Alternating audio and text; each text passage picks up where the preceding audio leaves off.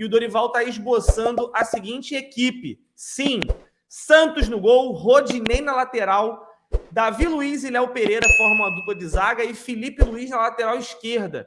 Thiago Maia, João Gomes e Everton Ribeiro, Arrascaeta, Pedro e Gabigol. Rafael, meu parceiro, escalação nível Copas.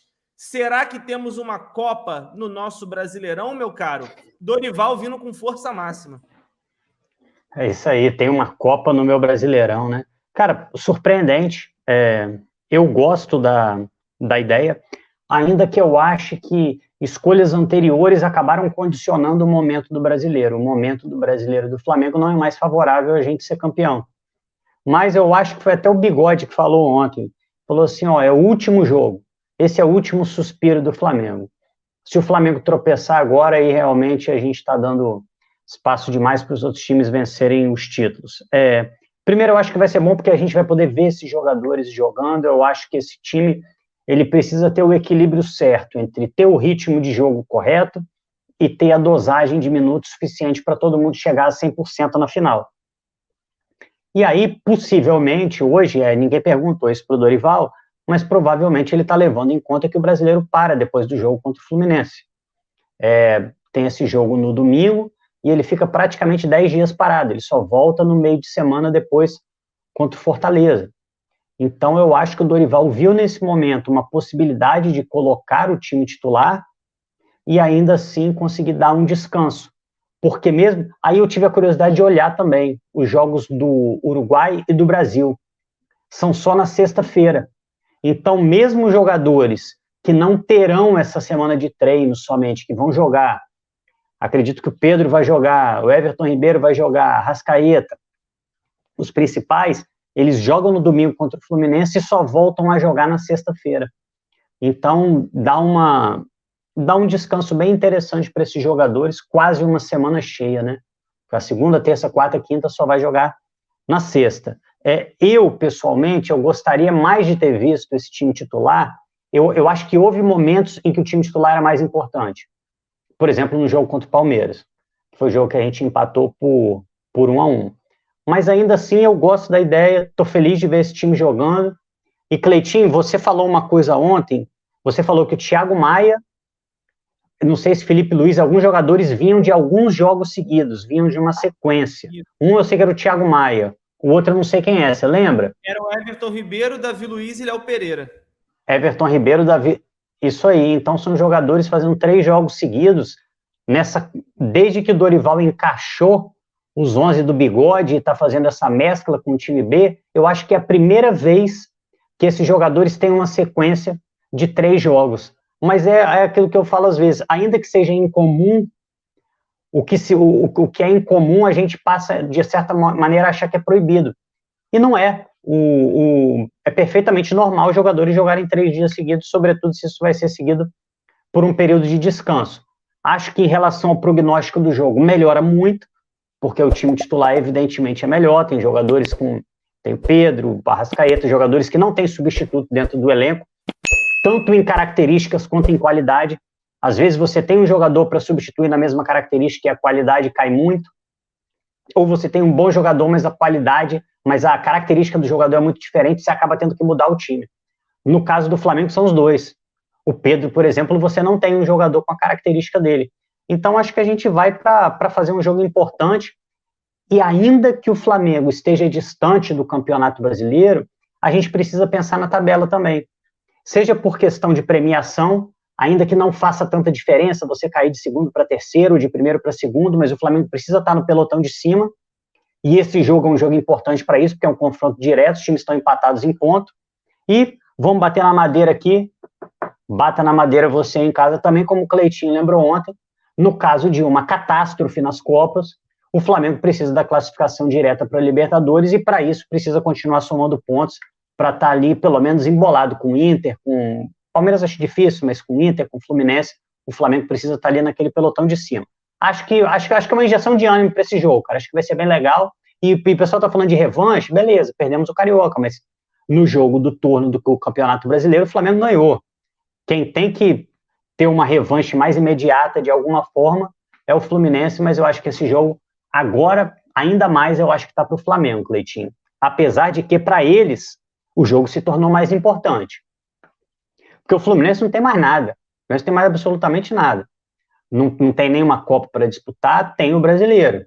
E neles, o bom time, até o bom time que eles conseguiram montar, criou uma certa expectativa. Então, o time deles tem essa pressão de chegar no alto e tal. Para eles, é um jogo que vale muito mais que para a gente. Mas, de alguma forma, isso pode até nos influenciar, talvez causar um certo nervosismo, e ver se a gente vai poder se aproveitar também de uma certa ressaca pós-eliminação. Nem sempre o time consegue voltar muito bem, acaba sendo foi um resultado muito negativo para eles, né? Você tomar um 3-0, você esperava chegar na final, ainda termina com um gol contra, o ambiente às vezes dá uma pesada. Então que o Flamengo saiba se aproveitar disso amanhã, Cleitinho. Perfeito. Bigode, é um ponto de se levantar também de atenção, né? É que apesar do Fluminense estar vindo de uma eliminação para o Corinthians na Copa do Brasil, é uma equipe que sempre vende muito caro os jogos contra o Flamengo, né? Recentemente a gente não tem tido tanto êxito assim nesses confrontos, inclusive no Campeonato Carioca dessa temporada, eles acabaram levando aí a melhor e se sagraram campeões, né, da competição.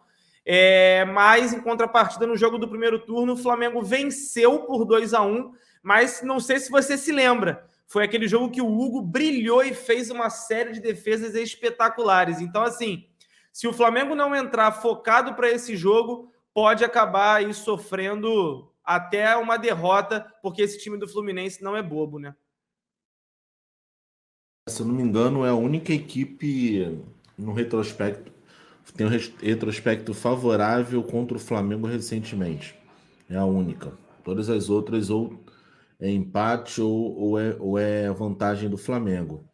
Cara, o Flamengo tem tido dificuldade em clássico, né? Não sei por que o Flamengo ainda ele entra, não sei, psicologicamente o Flamengo entra muito na onda dos outros quando vem jogar contra os outros clubes cariocas, né?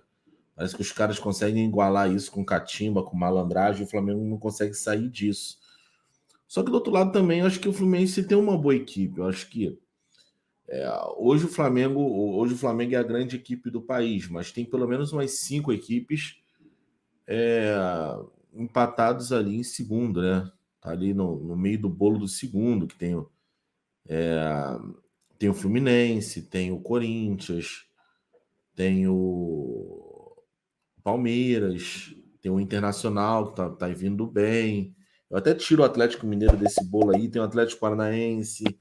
Então tem algumas equipes que estão nesse bolo aí. E o Fluminense é uma delas, né?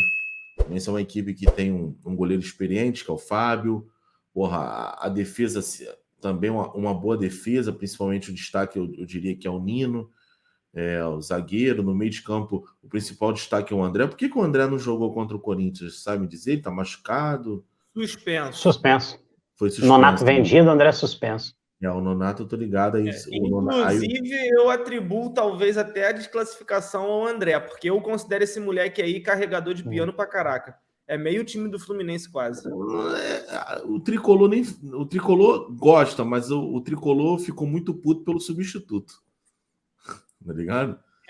É o Wellington. Ele escolheu o Wellington para ser o substituto do André. Aí fudeu a porra toda. Mas o André no meio de campo, o Ganso, que voltou a jogar bola.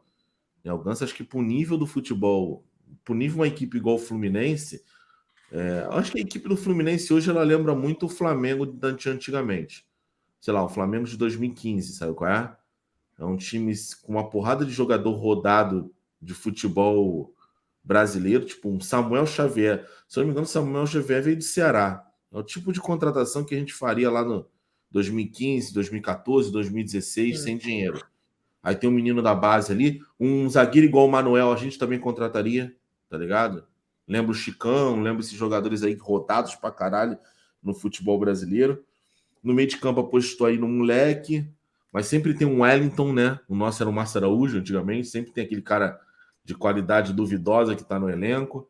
Aí tem um camisa 10 que a gente, não, esse é o nosso camisa 10, mas aqui, cá entre nós, só joga naquele time mesmo. A gente também tinha Carlos Eduardo, tinha André Chapa no canto, pai. E aí e alguns jogadores voluntariosos, o Cano. O Cano lembra muito o Hernani Brocador. Qualidade pouca, mas quando a fase tá boa, a bola bate, vem, cai na perna, o cara chuta, a bola desvia em 3 jogadores e entra. O cara tá com estrela. Então, assim, tomar cuidado, cara. Tomar cuidado. O time Fluminense, eu acho que é um time até muito bem treinado.